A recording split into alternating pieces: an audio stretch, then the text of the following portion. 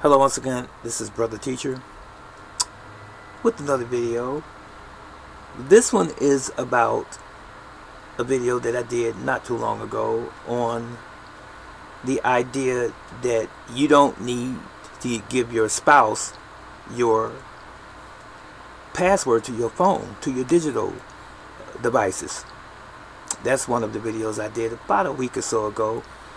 And one of my followers, one of my faithful followers, as a matter of fact, he reached out to me and asked me the question, how does that affect a Christian relationship? And in that relationship, people who have banking information where they might need to know one another's password. Well, here's where the rubber meets the road. Understand this. Regardless of your status, regardless of your station in life, regardless of how much money you make, and even your title, even marriage, human beings are human beings. There are some people who have great marriages, and there's some people who have mediocre marriages, and there's some who have less than that as far as their marriage is concerned. So it does not take away the human condition.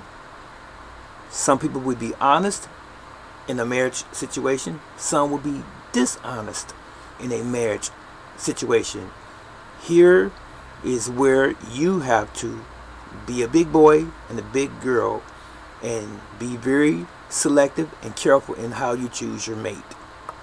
So as it relates to the Christian relationship situation or scenario, I would hope that in that relationship that you both know one another intimately, very well, intellectually, and that you have ironed that out in the very beginning of your relationship or marriage, as it were, where secrecy is not an issue, or a very light issue at that. So as it relates to a banking situation where you have to know a password, if it's a joint account, yes, I concur, you should know the same password or know the password, because you're in an ideal relationship or marriage, if you will.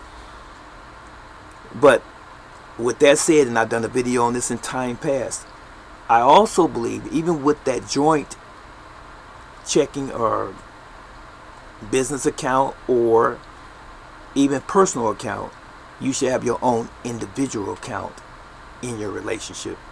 Be you a married person or just two people who are hooked up together, girlfriend, boyfriend type of situation. Common law also. But anyway, if you know one another very well, by all means, share that password. But if you are unsure, uncertain about one side or the other, then beware. Maybe you need to structure your situation. I'm not telling anybody to leave anyone. Maybe you need to reevaluate, is what I'm saying, the relationship that you're in, if it's going to be an issue knowing the other person's password or the other person trying to know your password. But again, I was taking my time trying to be very careful about how I say this. But anyway, if you truly trust one another, by all means, you share the same password for those things that you have in common as far as your bills are concerned, a working business relationship for your home, and all of those things that you need to do that are important. But you should still have your own individual accounts. I would have my own savings account. My savings account would not be my wife's savings account. Now, my wife's passed away, but if I was married again, my wife would not have the same personal saving account that I have. I would have mine and she would have hers, and then we would have a joint account, be it checking or savings, together to do other things as a unit. So I hope I've answered that question. So I still stand firmly on a very not so good relationship where you don't have strong trust in the other partner or one another, maybe you shouldn't be together. And I most definitely would be leery of somebody knowing my password to my laptop, my computer, my cell phone, if I'm uncertain of you as a person in a relationship with me. And if you were that person that I was uncertain of, I probably wouldn't be in a relationship with you in the first place. And everyone should see it that way, honestly. So it behooves everyone to always make sure that you vet. I hate to use that term, but I'm going to use it anyway.